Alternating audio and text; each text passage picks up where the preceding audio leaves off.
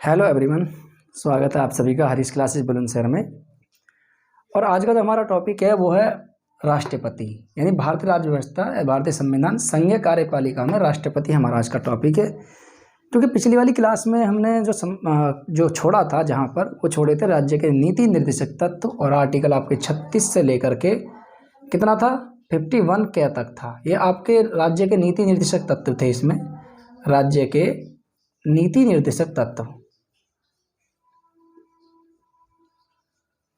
ठीक है, इनके बारे में हमने पिछली क्लास में हमने चर्चा करी थी। और आपके पिछली क्लास जो गई थी हमारी आर्टिकल 42 से लेकर के आपके 51 तक, 51 के तक था। और उससे पहले 36 से लेकर 41 तक मैंने उससे पहले वाले भाग में कराया था। तो ये हमने चर्चा करी थी पिछली वाली क्लास में। हमने छोड़ा था 51 के, जिसमें हमारे मौलिक कर्तव्य भी दिए गए थे। मैंने बताया था प्रारंभ में इनकी संख्या 10 थी और बाद में एक और जोड़ दिया जाता है, ठीक है। जब संविधान संशोधन होता है, 86वां संविधान संशोधन 2002, तो उसी के अंतर्गत 11वां मौलिक कर्तव्य और जोड़ दिया जाता है उसमें। और 11वें मौलिक कर्तव्य में जो बात करी गई थी वो 6 से लेकर 14 साल तक के बच्चों के लिए मुफ्त शिक्षा के लिए, ठीक है। तो वहाँ पर बात करी गई थी और उसको जोड़ किसके अनुच्छेद के अंतर्गत दिया था, उसको जो आर्टिकल के अंतर्गत जोड़ा था उसको जोड़ा था आपके 21 के क तक, ठीक है। 21 के क में उसको जोड़ दिया गया था। तो इसके बारे में हमने चर्चा करी थी। अब बात करेंगे हम भारत के राष्ट्रपति के बारे में। तो भारत के राष्ट्रपति, पहली बात देखिए, राष्ट्रपति का जो हमें वर्णन मिलता है वो संविधान के कौन से भाग से मिलता है, इसका ध्यान रख लेना। तो भारतीय संविधान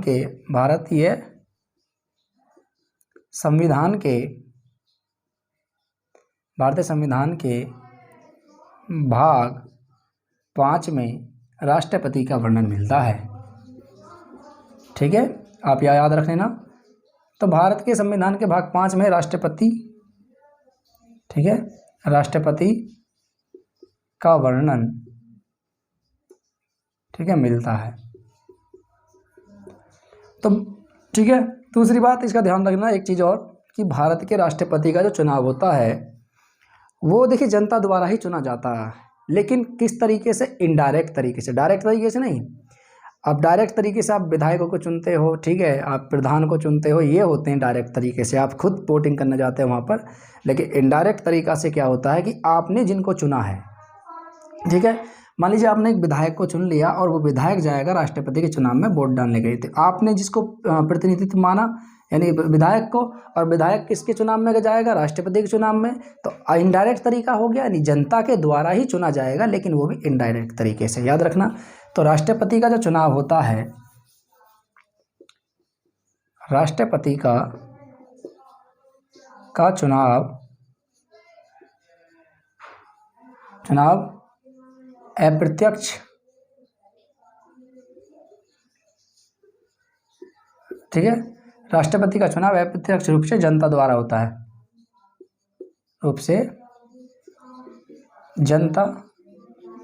होता है, ठीक है।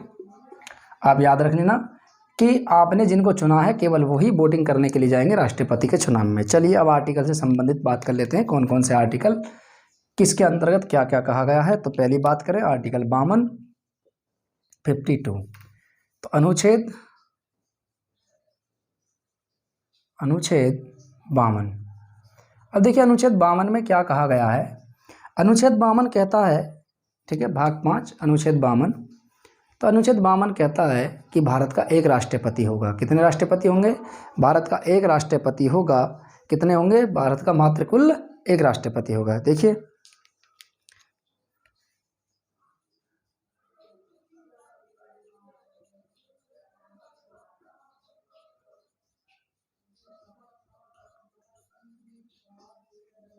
ठीक है, भारत का एक राष्ट्रपति होगा, एक के अलावा दो नहीं होंगे, दूसरा जो होंगे वो प्रधानमंत्री होंगे, ठीक है। तो केवल भारत का एक राष्ट्रपति होगा, लेकिन एक देश ऐसा भी है जहाँ पे 2 राष्ट्रपति होते हैं।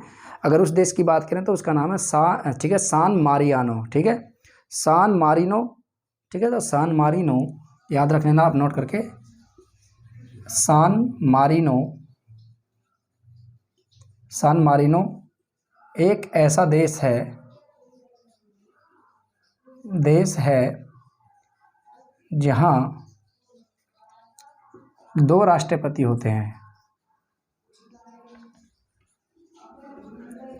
ठीक है, जहाँ 2 राष्ट्रपति होते हैं।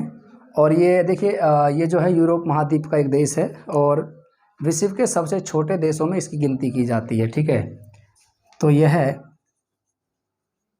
यूरोप महाद्वीप का देश है। ठीक है, और इसकी जो गणना की जाती है वो विश्व के सबसे छोटे देशों में इसकी गणना की जाती है, याद रखना। तो सान मारिनो एक ऐसा देश है जहां 2 राष्ट्रपति चुने जाते हैं, लेकिन भारत में ऐसी प्रथा नहीं है।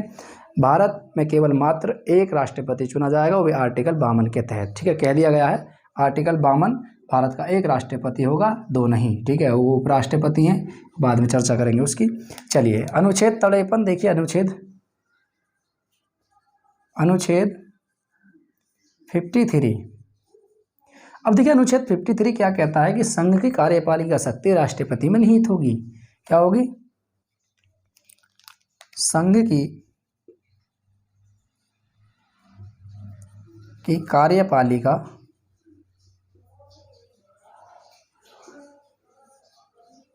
शक्ति राष्ट्रपति में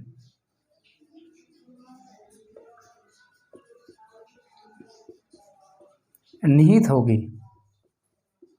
ठीक है, याद रखना। अब देखिए ये क्या है, इसमें संघ की कार्यपालिका शक्ति राष्ट्रपति में निहित होगी।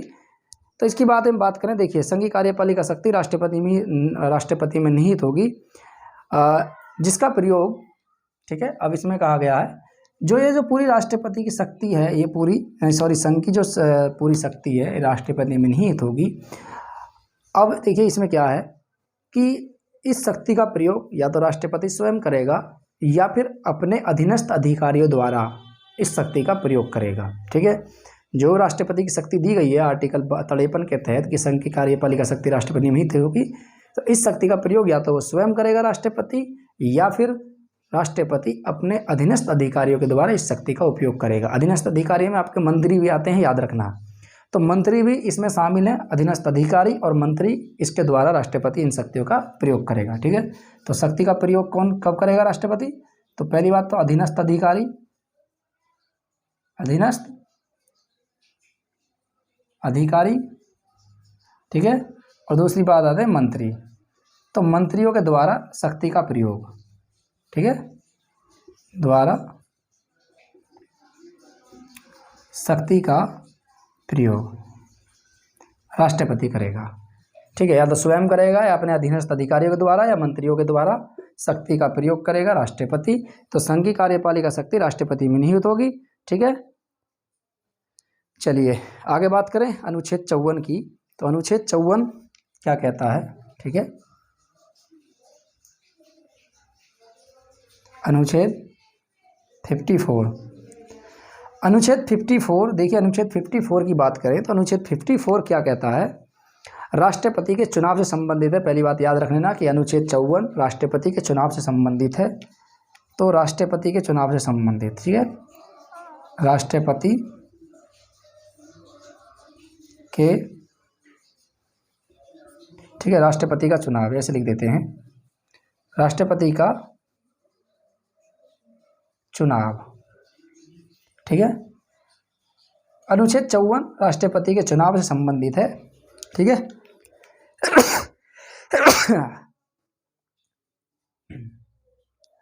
तो अनुच्छेद 54 राष्ट्रपति के चुनाव से संबंधित है। और अनुच्छेद 54 में क्या कहा गया है? देखिए इसमें अब शामिल सदस्य कौन कौन से होंगे, शामिल सदस्य देख लीजिए आप। चुनाव में शामिल सदस्य कौन कौन से सदस्य इसमें शामिल होंगे चुनाव में, इसकी बात करें। ठीक है, तो देखिए इसमें कौन कौन से सदस्य शामिल होंगे। तो इसमें होंगे संसद के दोनों सदनों के निर्वाचित सदस्य, मनोनीत नहीं, केवल निर्वाचित सदस्य। दूसरा, राज्य की विधानसभाओं के निर्वाचित सदस्य। ठीक है, तो संसद के दोनों सदनों के निर्वाचित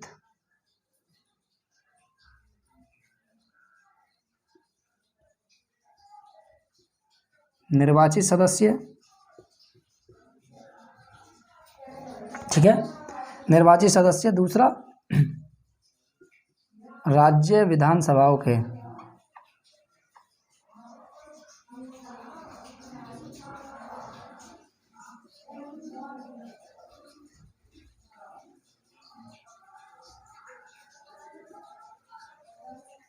ठीक है, राज्य विधानसभाओं के निर्वाचित सदस्य भी इसमें शामिल होंगे। ठीक है।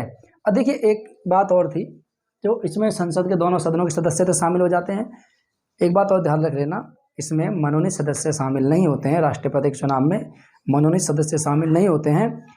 एक संविधान संशोधन हुआ था, 70वां संविधान संशोधन अधिनियम, यानी एक अधिनियम बनाया गया था।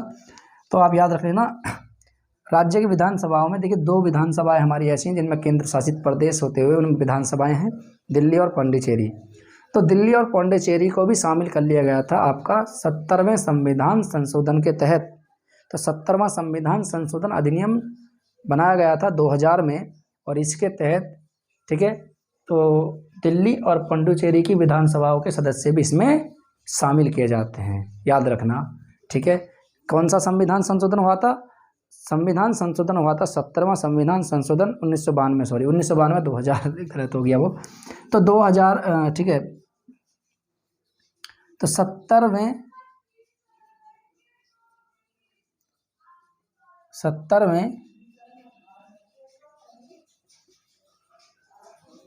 संविधान संशोधन अधिनियम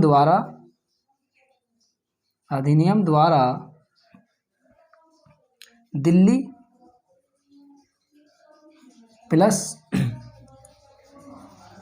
ठीक है, पांडिचेरी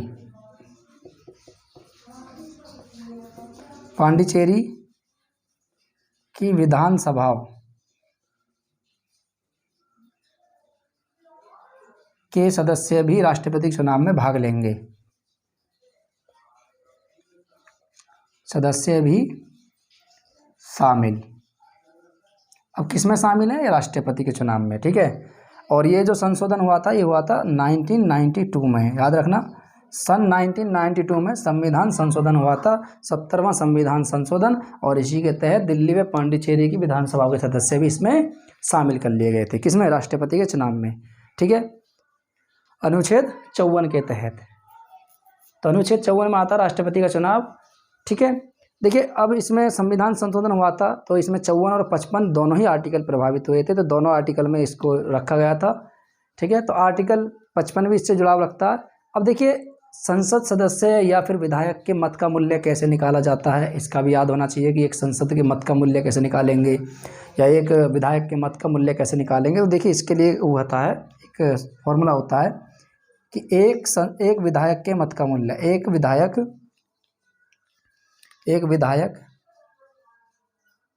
के मत का मूल्य,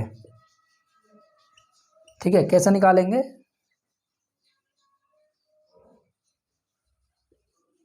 देखिए एक विधायक के मत का मूल्य जो निकालेंगे, वो निकालेंगे राज्य की कुल जनसंख्या, जो राज्य की कुल जनसंख्या होती है, तो राज्य की कुल जनसंख्या,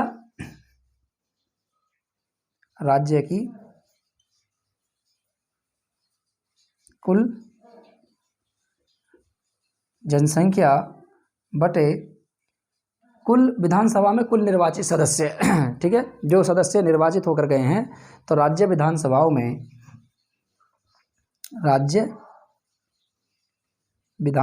में निर्वाचित, ठीक है,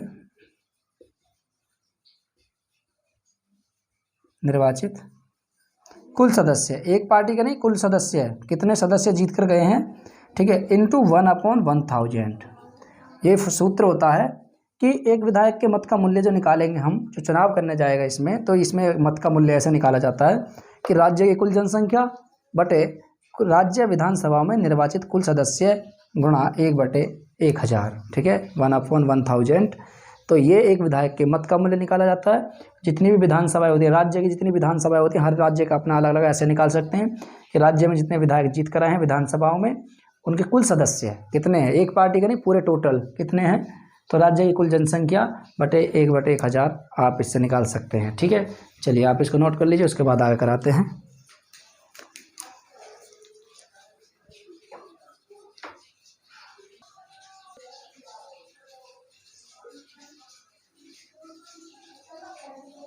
चलिए आगे नेक्स्ट बात करें अनुच्छेद 55।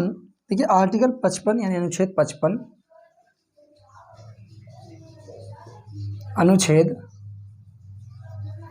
55, अनुच्छेद 55 जो कहता है राष्ट्रपति के चुनाव का तरीका क्या होगा। ठीक है, तो राष्ट्रपति के चुनाव का तरीका अनुच्छेद 55 में दिया गया है। तो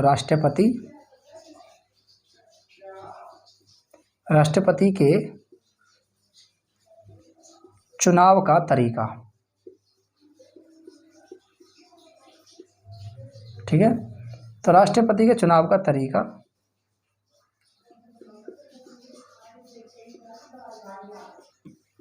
ठीक है, तो राष्ट्रपति के चुनाव का तरीका किस प्रकार का होगा। देखिए, तो राष्ट्रपति का चुनाव, ठीक है, राष्ट्रपति का चुनाव, तो राष्ट्रपति का चुनाव अनुपातिक प्रतिनिधि पद्धति के सिद्धांत पर आधारित है। किस पे? अनुपातिक अनुपातिक, ठीक है, तो राष्ट्रपति का चुनाव अनुपातिक प्रतिनिधि पद्धति के अनुसार एकल संक्रमणीय मत द्वारा होगा। किसके द्वारा होगा? तो एकल संक्रमणीय मत द्वारा, यानी अनुपातिक प्रतिनिधि पद्धति के आधार पर एकल संक्रमणीय मत पद्धति के आधार पर राष्ट्रपति का चुनाव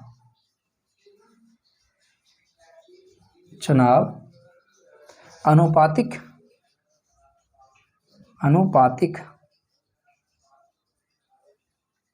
ठीक है, अनुपातिक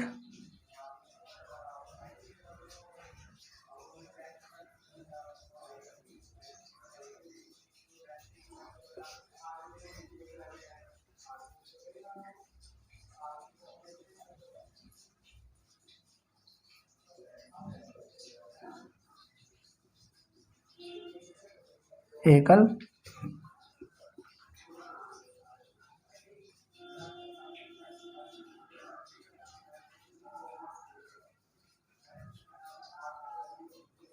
ठीक है, राष्ट्रपति का चुनाव अनुपातिक प्रतिनिधि पद्धति के अनुसार एकल संक्रमणीय मत पद्धति के आधार पर होगा। ठीक है, एकल संक्रमणीय मत पद्धति के आधार पर राष्ट्रपति का चुनाव होगा। देखिए, भारत में राष्ट्रपति चुनाव के 2 सिद्धांत होते हैं। ठीक है, राष्ट्रपति के चुनाव के कितने सिद्धांत होते हैं? 2। तो अनुच्छेद ठीक है, तो राष्ट्रपति के चुनाव के 2 सिद्धांत होते हैं, याद रखना।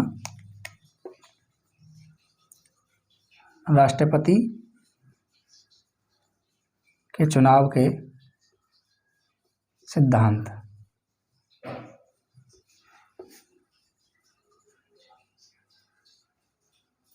ठीक है, कौन कौन से होते हैं इनके बारे में बात करें तो देखिए, पहला होता है, ठीक है, पहला होता है अनुपातिक, यानी एक समरूपता व समतुल्यता का सिद्धांत।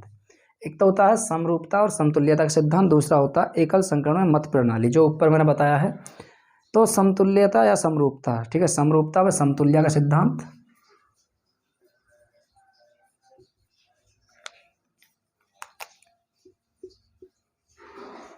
समरूपता व समतुल्यता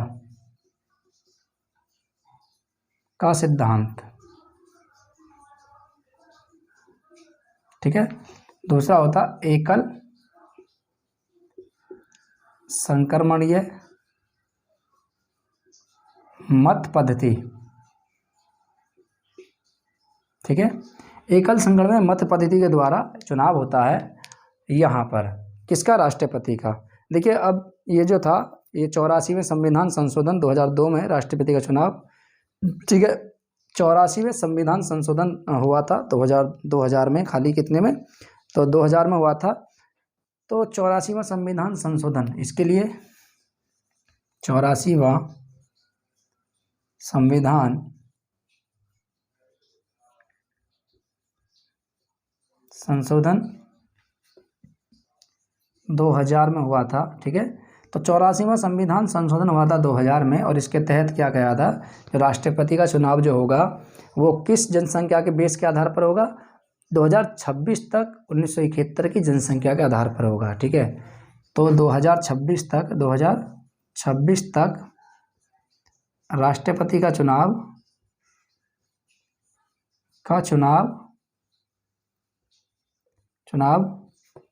1971 की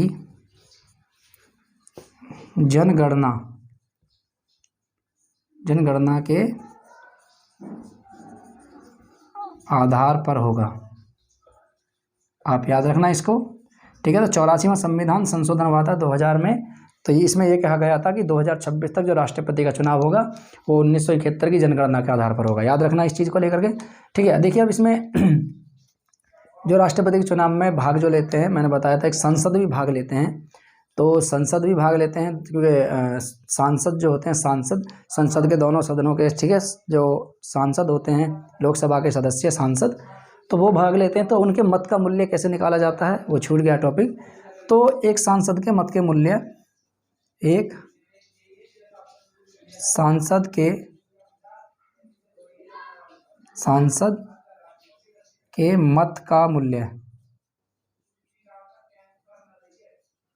ठीक है, एक सांसद के मत का मूल्य जो कैसे निकाला जाता है, देखिए एक सांसद के मत का मूल्य निकाला जाता है इस प्रकार से कि राज्य के सभी विधायकों के मत का मूल्य, जो जितने विधायक आए थे उनके मत का मूल्य बटे संसद के निर्वाचित सदस्यों की कुल संख्या, ठीक है। तो इसको जो निकालेंगे वो निकालेंगे संसद के एक सांसद के मत का मूल्य ऐसे निकालेंगे कि राज्य के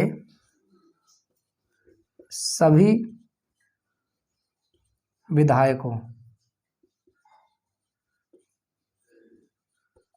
के मत का मूल्य बटे, ठीक है, संसद के निर्वाचित सभी सदस्यों का मूल्य। तो संसद में कितने निर्वाचित चुनकर आए तो उनके सदस्यों की कुल मत का मूल्य। तो संसद के निर्वाचित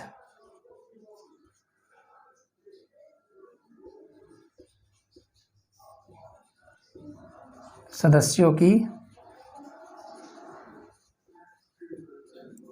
कुल संख्या, ठीक है।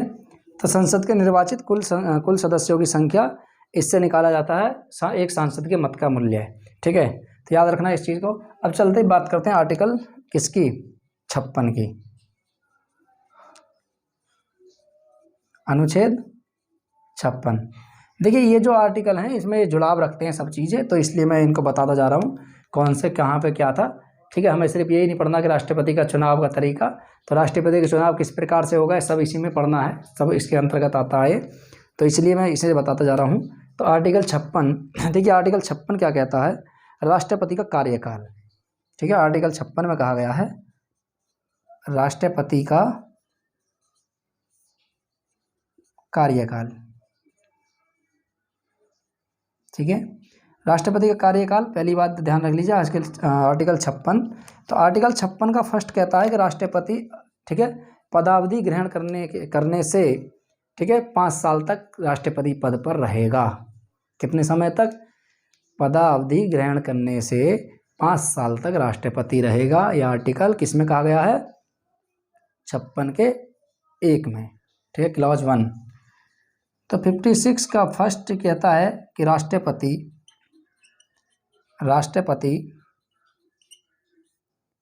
अपने पद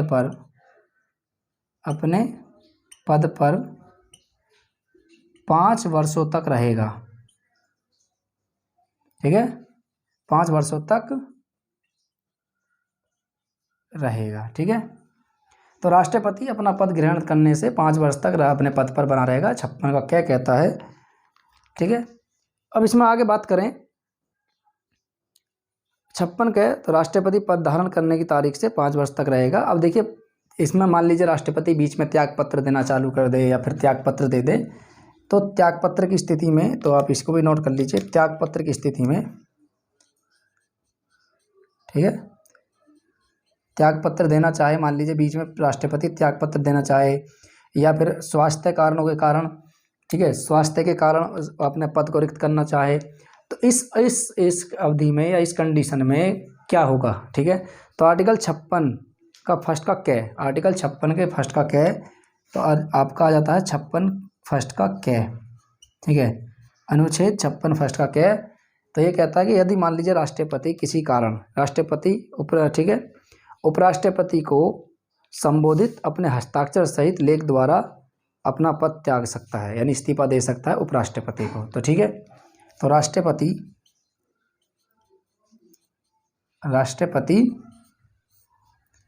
उपराष्ट्रपति को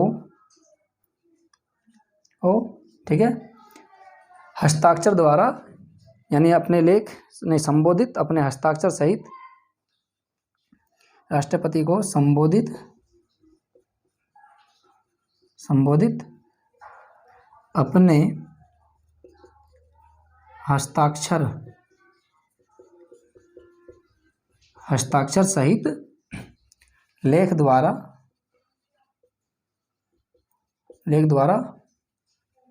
पद त्याग सकता है। ठीक है, पद त्याग सकता है। ठीक है, अपने पद का त्याग कर सकता है फिर राष्ट्रपति को। ठीक है, अपने हस्ताक्षर या लेख द्वारा संबोधित करेगा और बताएगा कि मैं पद त्याग रहा हूँ, लिखित में देगा किसको? उपराष्ट्रपति को। अब मान लीजिए उपराष्ट्रपति भी ना हो वहाँ, ठीक है, तब किसको देगा? तो तब ये देंगे किसको? महान्यायवादी को, सॉरी ठीक है, महान्यायवादी, हाँ सॉरी महान्यायवादी, तो महान्यायवादी को ही देंगे। ठीक है, तो सुप्रीम कोर्ट के यानी जज जो होते हैं महान्यायवादी। ठीक है, चलिए अब देखिए, मान लीजिए अब राष्ट्रपति ने अपना पद त्याग दिया और त्यागने के बाद उपराष्ट्रपति को अपना त्याग पत्र दे दिया, तो उपराष्ट्रपति का एक कर्तव्य होगा कि वह तुरंत किसको बताएगा? संसद के जो प्रमुख सदस्य, जो प्रमुख अधिकारी होता है। ठीक है, तो उपराष्ट्रपति का यह कर्तव्य होगा, जब राष्ट्रपति, ठीक है, उपराष्ट्रपति को अपना पद त्याग देता है तो उपराष्ट्रपति तुरंत लोकसभा अध्यक्ष को, किसको? लोकसभा अध्यक्ष को सूचना देगा। किसको देगा? सूचना देगा उपराष्ट्रपति। किसको? तो उपराष्ट्रपति का यह कर्तव्य होगा कि उपराष्ट्रपति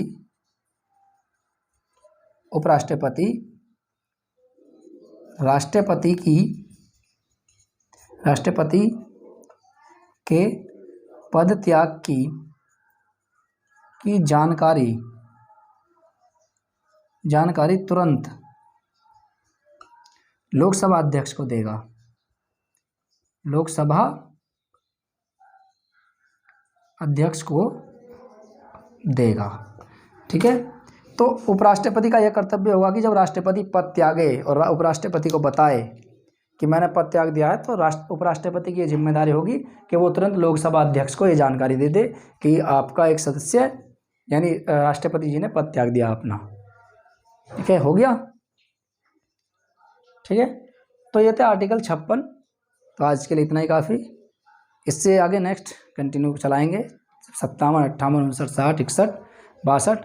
ठीक है, और भी आर्टिकल से जुड़ाव रखते हैं, तो इनके बारे में हम 72 भी है अभी, क्षमादान की शक्ति, तो इनके बारे में भी हम पढ़ेंगे। राष्ट्रपति से जितने भी आर्टिकल आपके जुड़े हुए हैं सब क्लियर कराए जाएंगे। तो आज के लिए इतना ही काफ़ी। मिलते हैं नेक्स्ट वीडियो में, तब तक के लिए जय हिंद।